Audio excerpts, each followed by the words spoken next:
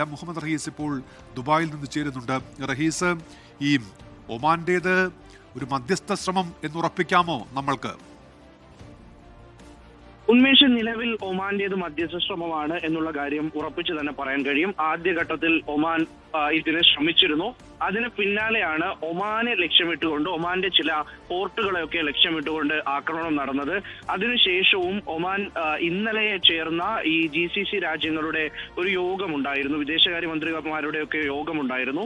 അതിലും ഒമാൻ എടുത്ത ഒരു നിലപാട് അത് ഈ സംയുക്ത പ്രസ്താവനയിൽ ഒപ്പിടാതെ ഒമാൻ മാറി നിൽക്കുകയായിരുന്നു. അതിൽ ഈ അപലപിച്ചിരുന്നു ഒമാൻ, പക്ഷെ അതിനപ്പുറത്തേക്ക് ആ ഒരു സംയുക്ത പ്രസ്താവനയിൽ ഒമാൻ ഒപ്പിട്ടിരുന്നില്ല. അപ്പോൾ വീണ്ടും ഈ ഒരു ചർച്ചയ്ക്ക് സ്കോപ്പുണ്ട്, ചർച്ചയ്ക്ക് വഴിയുണ്ട്, ഒരു സമാധാനം കണ്ടെത്താൻ കഴിയും, വെടിനിർത്തലിന് ഇരുകൂട്ടർക്കും സാധിക്കും എന്നുള്ള നിലയിലേക്ക് ഒമാനിൽ നിന്നും പ്രതികരണങ്ങൾ വരുമ്പോൾ സ്വാഭാവികമായിട്ടും അതിനെ മറ്റ് ചില കാര്യങ്ങളുമായി കൂടി, ഇന്ന് നടന്ന സംഭവങ്ങളുമായി കൂടി നമുക്ക് അത് കൂട്ടിച്ചേർത്ത് വായിക്കേണ്ടി വരും. കാരണം UAE വൈകിട്ട് നടത്തിയ ഔദ്യോഗിക വാർത്താ സമ്മേളനം, UAEയിലെ വിവിധ മന്ത്രിമാരുടെ നേതൃത്വത്തിൽ നടത്തിയ, അതോറിറ്റി നേതാക്കളുടെ നേതൃത്വത്തിൽ നടത്തിയ ആ ഒരു വാർത്താ സമ്മേളനത്തിൽ അതിൽ പല തരത്തിൽ ഇറാന്റെ ആക്രമണത്തിനെ അപലപിക്കുന്നുവെങ്കിലും അത് ചെറുക്കും എന്ന് മാത്രമേ പറഞ്ഞിട്ടുള്ളൂ. തിരിച്ചടിക്കും എന്നൊരു നിലയ്ക്കും UAE പറഞ്ഞിട്ടില്ല. UAEയുടെ പ്രഖ്യാപിത നയം അതല്ല. ഒരു കാലത്തും UAE അങ്ങനെ പറഞ്ഞിട്ടില്ല.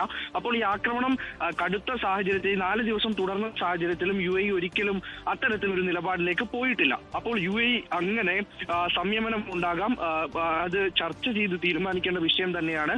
ചർച്ചയിലൂടെ മാത്രമേ, നയതന്ത്രമായ രീതിയിലൂടെ ചർച്ച നടത്തി മാത്രമേ അതിനൊരു പരിഹാരം കാണാൻ കഴിയുകയുള്ളൂ എന്ന് UAE വീണ്ടും ആവർത്തിച്ച് പറയുകയും ചെയ്തു.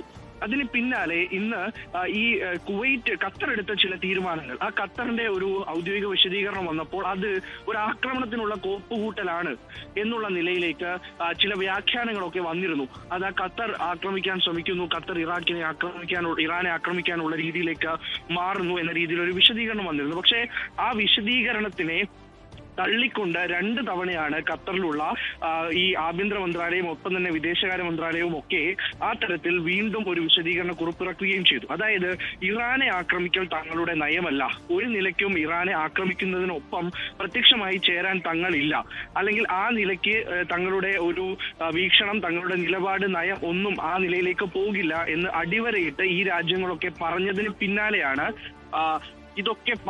പിന്നാലെയാണ് വീണ്ടും ഇപ്പോൾ ഈ ഒമാന്റെ ഭാഗത്തു നിന്നൊരു മധ്യസ്ഥ ശ്രമം ഉണ്ടാകുന്നത്. ആ മധ്യസ്ഥ ശ്രമം വളരെ മുന്നോട്ട് പോകുന്നു എന്ന നിലയിലേക്കാണ് നമ്മൾ മനസ്സിലാക്കുകയും ചെയ്യുന്നത്. ലോകത്തെവിടെയായാലും ഏത് സമയത്തും 24 വാർത്തകളും ഓഗ്മെന്റഡ് റിയാലിറ്റി പാക്കേജുകളും എക്സ്പ്ലെയിനറുകളും വിശദമായി കാണാൻ ഞങ്ങളുടെ YouTube ചാനൽ നിങ്ങൾക്ക് സബ്സ്ക്രൈബ് ചെയ്യാം.